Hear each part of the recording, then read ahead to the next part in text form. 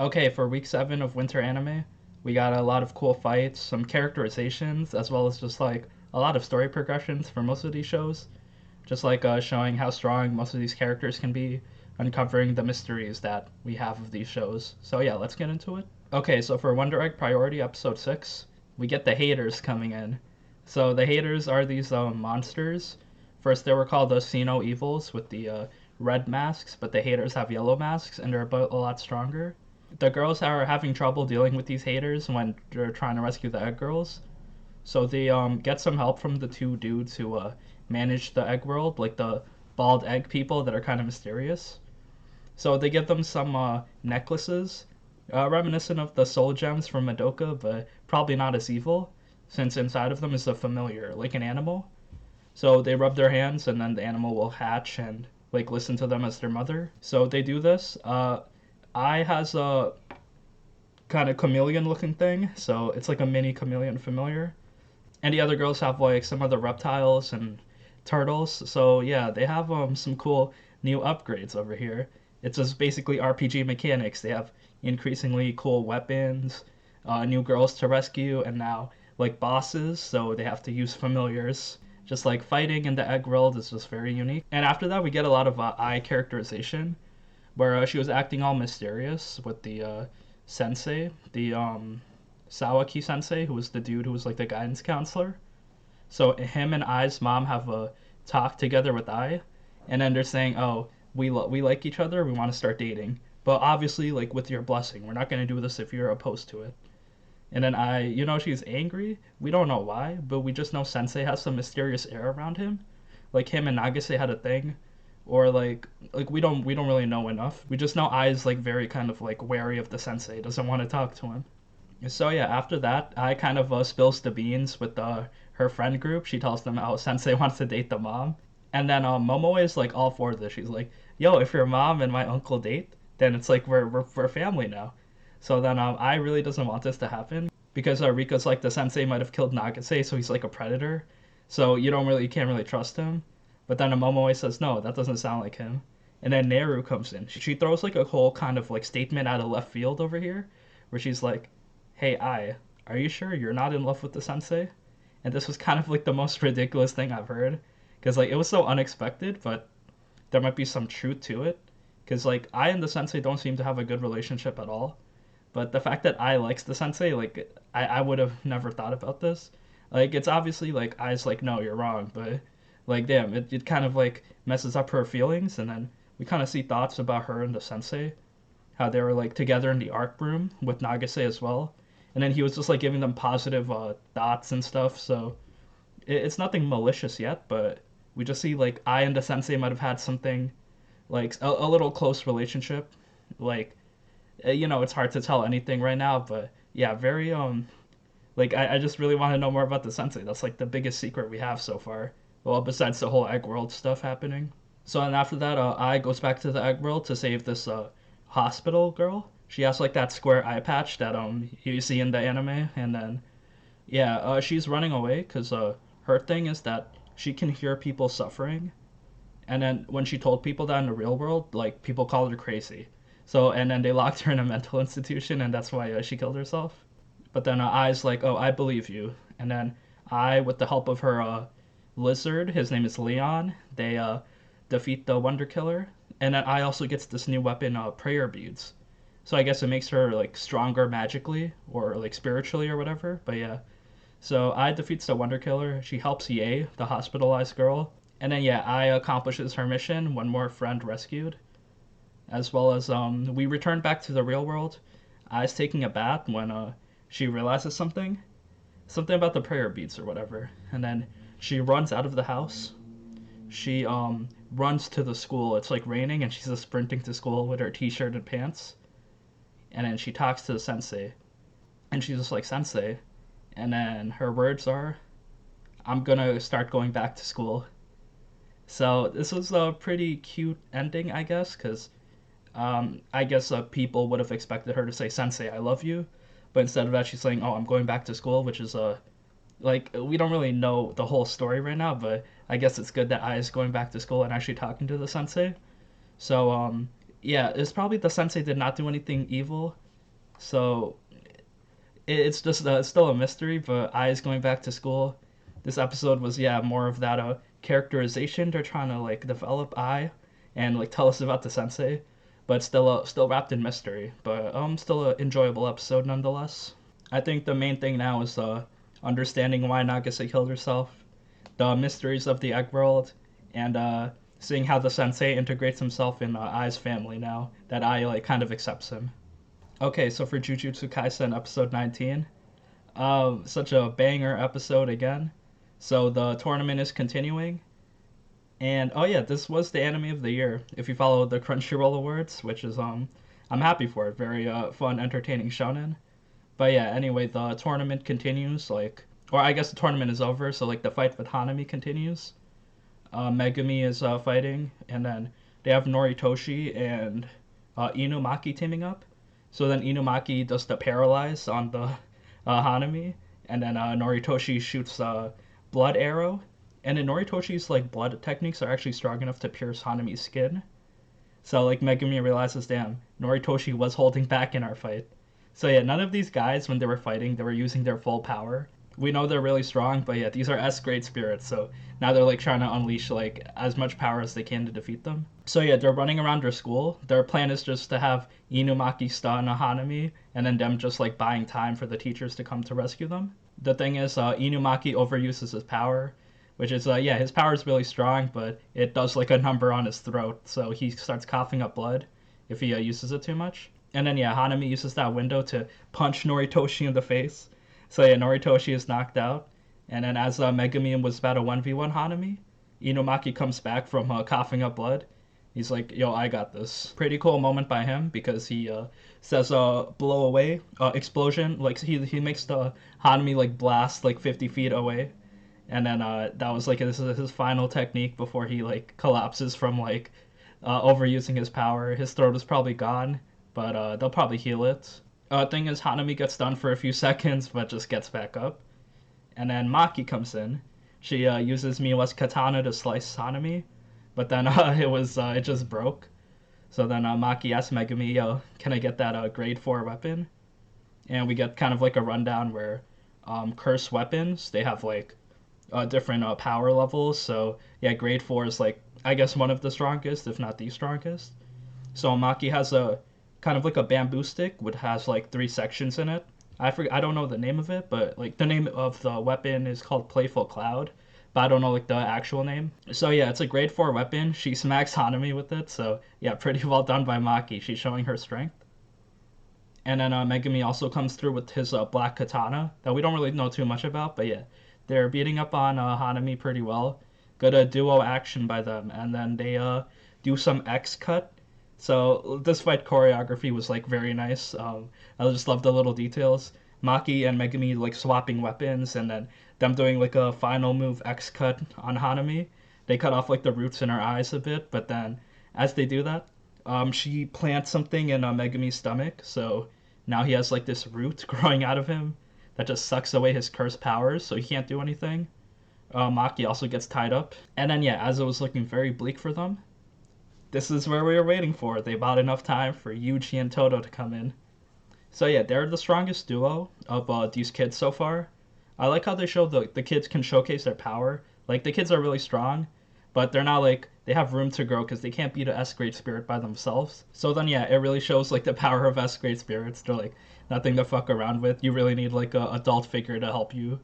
But yeah, Todo and Yuuji come. They actually seem to have like a good brotherhood partnership going on. Like we haven't seen their friendship develop too much, but we just know they're like really good friends. And then yeah, Todo was training Yuuji, I guess, and then he tells Yuuji, "Yo, do the black flash on Hanami." So he explains what the black flash is. He's like, you have to use your cursed energy at this specific way, and then it makes you like hit them in like a trillionth of a second. You kind of just like vanish and hit them, and then that hit is like 2.5 times or 2.5 to the power like level of power. So it's just like extremely like exponentially strong. And yeah, it's just like a new technique in Yuji's repertoire. I guess like you can't really spam it because it's just like really hard to achieve that level of precision. But then yeah, Yuji attempts it. He gets a little angry at Hanami because he knows Hanami is allied with Mahito, who like killed his boy Junpei. But yeah, as he did it, then as he attempted the Black Flash, like he couldn't like release his cursed energy because he was just so angry. So then Todo comes in, he slaps Yuji mid fight. He's like, brother, like chill, calm down. Using anger is good, but like at this specific moment, it's not you. Like forget that, clear your mind, and then try again with your happy, like carefree, just like strong, protecting personality. So then yeah, like Toto's such a great teacher. He's just like so strict and firm, but also just like so goofy. So then yeah, Yuji he hits Hanami with the Black Flash. Hanami wasn't really prepared for it. And yeah, this fight choreography was also insane. Just like yeah, two fights this episode, just like the Maki Megumi team up and the Todo Yuji team up. So yeah, he does the Black Flash. It was a bit underwhelming because it's like he does it, he's just like filled with cursed energy, and then he hits Hanami with a bunch of power and cuts off Hanami's arm. But the thing is, yeah, it just felt like okay, it's like a cool ability, but it doesn't feel like you can use it consistently. Also, like it doesn't feel that impactful. Like okay, you can use it, but it doesn't really like defeat them. So it seems like an ability that he can use. Maybe he won't spam it. Like it doesn't feel that impactful, I guess. Like he has more room to grow stronger, and he seems to. It does not seem to be like his signature power. But the main like good thing that came out of the Black Flash is that he finally understands cursed energy. It's like the fact that he's able to control it like this. He can just like know how it feels like. Todo compared it to like a chef making like really good food, but he can't taste the food. But now that he actually tastes the food, he knows like how it feels and how to improve on it and stuff. So yeah, Yuji is like one step closer to perfecting his jujutsu powers. So yeah, as they fight Hanami, she tries to get a little serious. So she reveals her covered arm. So it was like a black kind of root arm with a rose growing out of it. So yeah, very cool. I guess power up for the boss as she kind of summons all these roots growing from the ground, like coming through the sky. And then it was so cool. Yuji and Todo just running through the roots, jumping, dodging, whatever to get close to Hanami. It was just like a reminiscent of those epic anime fights for just like running, dodging, doing like cool fancy moves. The OST was also insane throughout the whole episode. So yeah, Todo and Yuji, they're about to beat up on Hanami one last time, and then Hanami makes the roots disappear that they were standing on. So then they start falling because they didn't realize that Hanami actually produced the roots herself. They thought she was growing them from the ground, but no, she actually like produced them out of nothing. So then she could just make them disappear. And then as she was about to pierce them with the roots as they're falling, they do a duo technique where they like just push off each other with their feet, and then they dodge Hanami. So yeah, they're all right, but the fight is not over yet. The episode ends as Todo is like, I'm gonna reveal my power now. So it seems like it seems like Todo is just so strong that he doesn't really use his jujutsu power so much because he can just like punch you and stuff. But yeah, I do remember that his power was that like teleportation or body swap. So yeah, that's like a pretty cool power. Just like you can confuse your enemies and stuff, just like teleport behind them or whatever. So yeah, I'm excited. But yeah, just two epic fights again this episode. So yeah, they're escalating stuff. Like this is not even close to being done. This fight with Hanami and this whole attack on the by the villains. So yeah, we still need to see the teachers. We need to see Gojo and Mahito as well. So just consistent music, fighting, as well as just like world building details on how Jujutsu powers work. Like we learned the Black Flash. We also learned stuff about like Megumi, how he has like 10 Shikigami spirits, and then I'm not sure if one dies, he can never use it again. But then if one of them dies, then the others gain its power. So we see like one of the wolves gains the power of the other wolf, so it's like two wolves in one body. So yeah, that's pretty interesting. Stuff like that, like the world building and the action. This anime is just doing everything really well, just to carry the hype levels to the maximum. And now for the quintessential quintuplets, episode 7. Very cool episode. I guess this is the turning point episode where everyone is in love with Nino now, or like just at least we got a bunch of new fans, as well as the old Nino fans, just like being another step closer. So yeah, we saw Nino running away because she wanted to talk to her dad, but then all the other quintuplets were trying to celebrate them passing. So Futuro goes to look for her. He finds her and picks her up in the motorcycle. So yeah, she kind of has feelings for Futaro now. Just like she's a little less angry and more assertive, and then she understands like, oh yeah, Futaro's pretty cool. He's just helping us, but she's just like an angry person, so it's hard for her to express that. But then in the motorcycle, I guess like her adrenaline was rising or whatever. She admits to Futaro that she likes him. Like she hits him with the ski, but then he's like, "Oh, I didn't hear you." So Nino thought like he heard him, and then she got all embarrassed, like, "Oh, why'd I say that? It was in a moment." But yeah, Futaro did not hear, so her confession was all for naught. So the quintuplets are together in the restaurant, and then as a Futaro, he goes in the back room in the kitchen. Nino like confronts him like, "Oh, did you hear that?" And he's like, "Nah." And then Nino's like to him, "Oh, can you forget what I said?" And then Futaro's like, "I have no idea what you're talking about."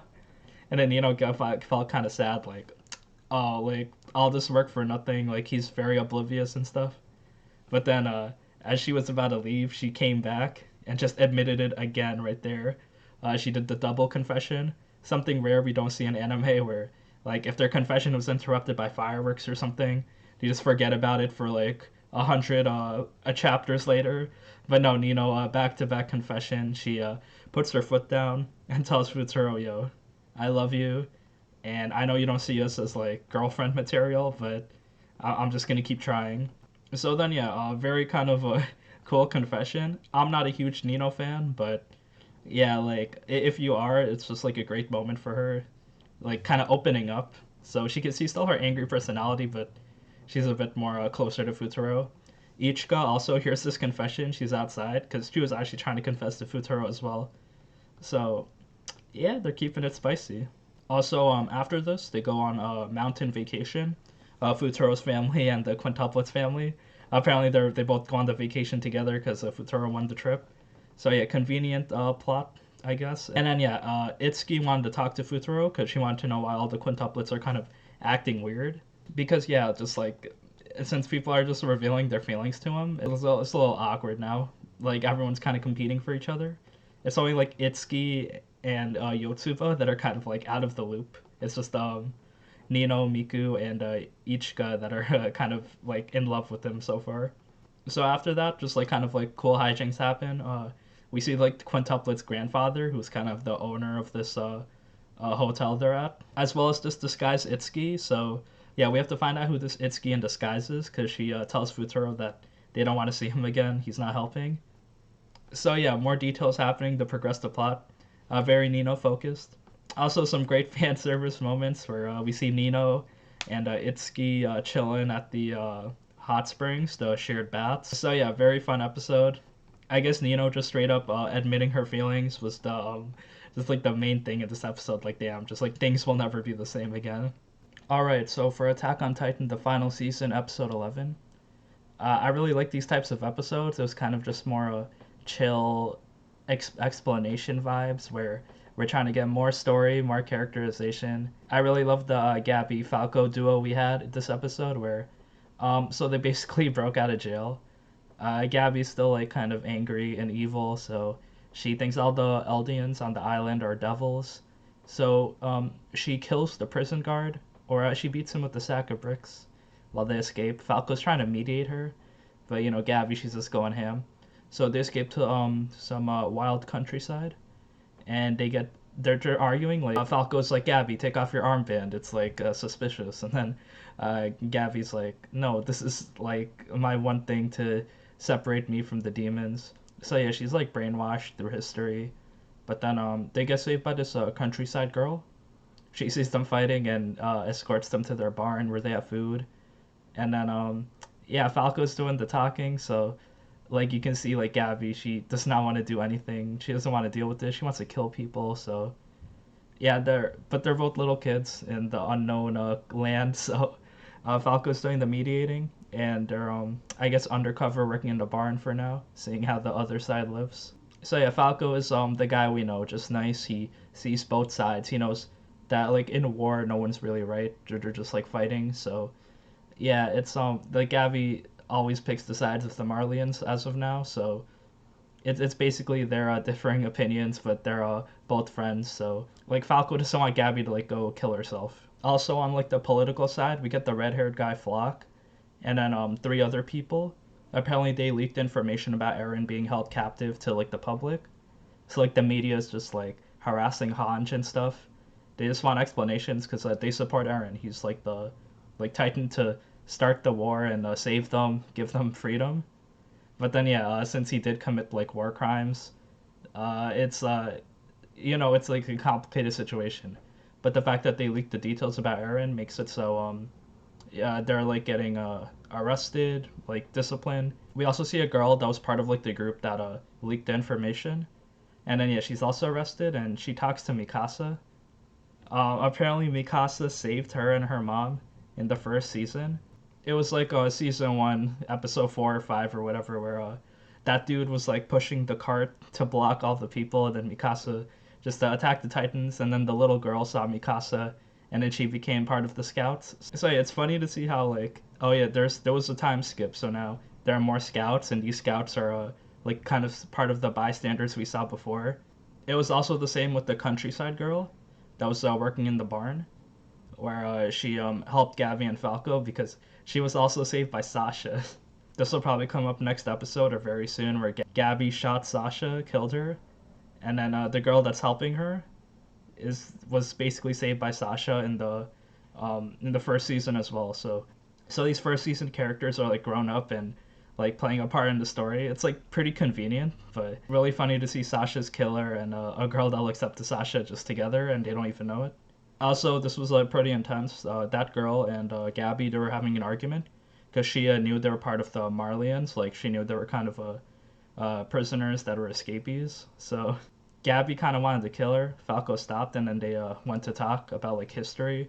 Oh, why did my mom have to die? And Gabby's like, because of the sins your ancestors committed hundreds of years ago.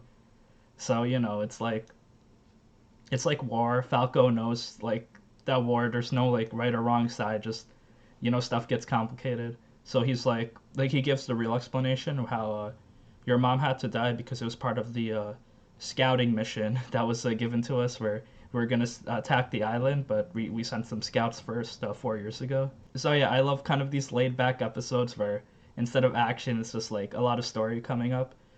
There's still more to uncover, more like details and more like stuff that'll probably like play a part in the future. So yeah, I'm excited about that. Also, at the end, it was probably like obvious, but they realized that Zeke he did not die. He cut off his limbs, but they knew he was a betrayer. So all the Titans, Reiner, Porco, Peak, and then Colt, I think. Well, they're all like together discussing plans. They want to save the kids, but then the general, he's like, we have 6 months to get allies so we can safely attack the island, because like our forces are devastated right now. And then Reiner says something funny. He's like, they're gonna have a plan. We gotta attack now. I thought that was pretty funny because very suicidal mission, but I mean it's kind of par for the course where the island is getting attacked. If they want to, I'm all up for more action. So yeah, Reiner wants to attack now, and the general wants to attack in 6 months. That's what we have so far, as well as Eren being in jail. So a lot of stuff being set up. I'm very excited to see how it progresses. All right, and now for ReZero Season 2, Part 2, Episode 7. We get some more backstory. Pretty much Rosewall, Beatrice, and Echidna, how they were hanging out together, as well as like Ryuzu. So we get it from Ryuzu's memories, as well as Rosewall's point of view. So yeah, they were all hanging out, I guess like 100-ish years ago or whatever. They're kind of like the same people. Or Rosewall is kind of just like more well behaved, I guess. And then he has a thing where he has like too much magical energy. It's kind of like killing him. So Echidna saves him by like sucking out the energy by kissing him. So yeah, Rosewall simps for Echidna. I don't blame him, but yeah, he is just like kind of in love with her now. Just wants to hang out with her and support her. So they have a thing where they want to build a sanctuary and like assemble a barrier so no one bad can attack them and stuff. But then as they're planning this out, the Devil of Melancholy Hector comes in, and just another OP character out of nowhere. He's kind of like a white-skinned. He has makeup and stuff as well, and just like an overpowered looking character who just he has like telekinetic abilities. I guess he has like the shadow hands from the witches or something like that. And then he beats up on Rosewall. Like he doesn't kill him, but just like yeah, he's severely injured as Rosewell's trying to block him from stopping Echidna's plan to like make a barrier. So I think Beatrice and Ryuzu are like in charge of the barrier. So I guess that's where Ryuzu was trying to crystallize her body. Like I guess she's acting as the battery for this sanctuary barrier. So yeah, as Rosewell was like trying to protect like everyone, trying to protect Echidna, we realized that Hector sounds exactly like Rosewell does now. Like you know how Rosewell enunciates like the words just like so annoyingly. He's like kana, stuff like that. Well, the Devil of Melancholy does that. So this dude Hector, he seems to like be related to Rosewell. Like I don't know if they did a Potara body swap or something. But yeah, besides that kind of just like random backstory about how the sanctuary got made, we go back to the normal time. Subaru and Rosewell are kind of having a speech battle, trying to do some talk no jutsu to see who's right. Subaru's like, oh, emotions are strong, and Rosewell's like, emotions are what make people weak. So yeah, it's just like typical kind of dramatic fighting going on with words. And then this was pretty funny because Rosewell was like, "Yeah, Subaru, we're like," I was just laughing. Oh, that generic line again. Oh, we're like you and I, because yeah, Subaru thinks like they both think on different sides. Where Subaru thinks emotions are strong and Rosewell thinks emotions are weak. So that kind of like relates them. And then their bet is still on. Rosewell is still won't call off the assassins at the mansion, so Subaru has to save them. And yeah, we'll continue there. I guess ReZero introducing more OP characters. I guess Subaru is he's gonna progress with saving people soon probably.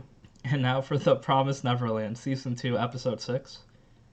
Um, so as an anime only, watching this episode, like my overall reaction was it was a pretty decent episode. Just a bunch of like reveals, emotional moments, and like just like good characters.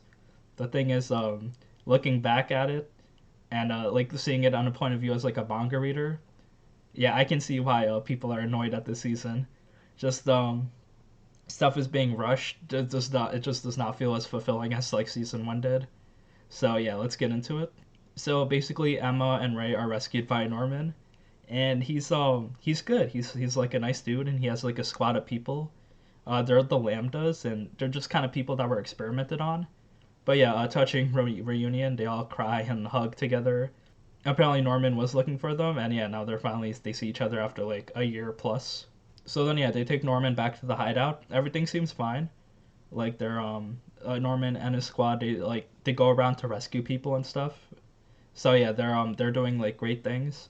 And then Norman, he tells them about the demons, how they have to eat. So this was a great kind of a reveal why the demons eat like the smart people's brains, because the demons, they're usually just like mindless like creatures that attack anything, even their own kind. But once they eat meat, they take the properties of that meat.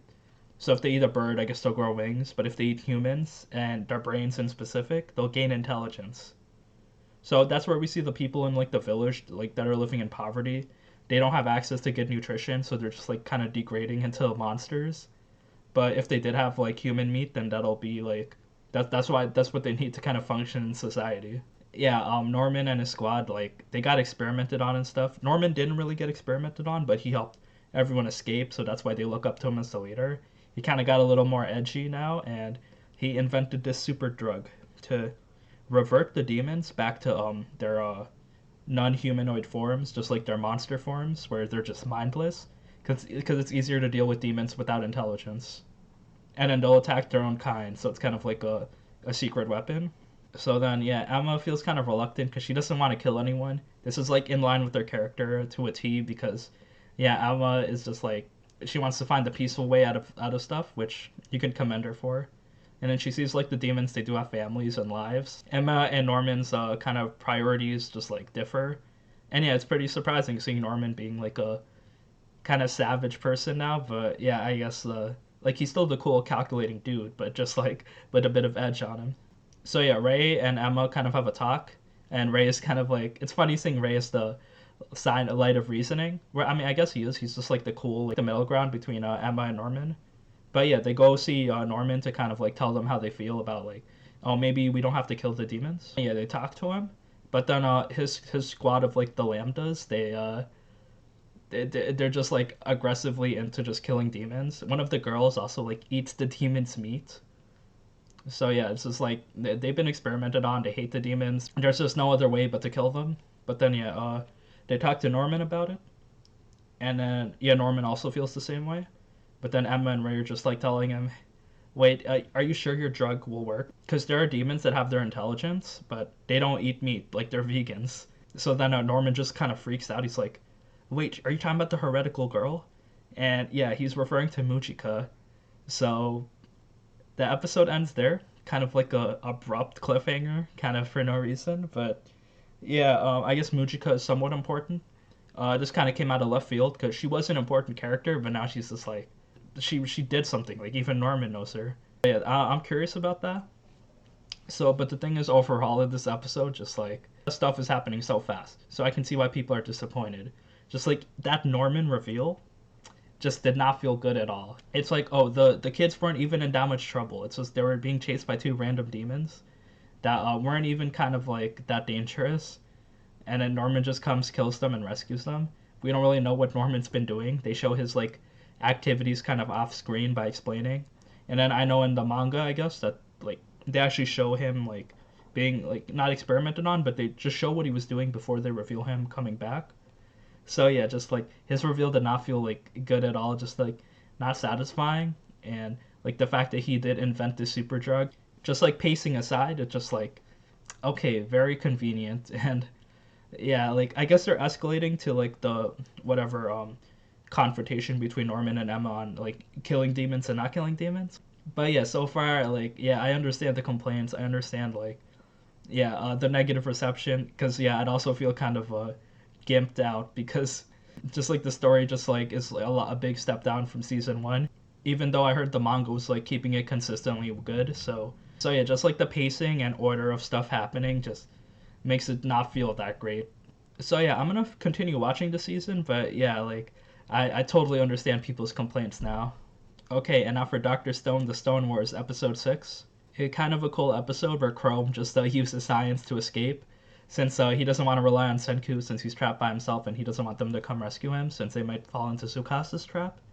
So he's like, oh, I just gotta find a way to break myself out of these bamboo gates where he makes bleach because he was trying to make acid, but he makes it from his sweat, salt water, and electrifying it. So it melts the wires a bit, it corrodes them. And then, yeah, he gets the salt water from his sweat and he gets the electricity from this battery.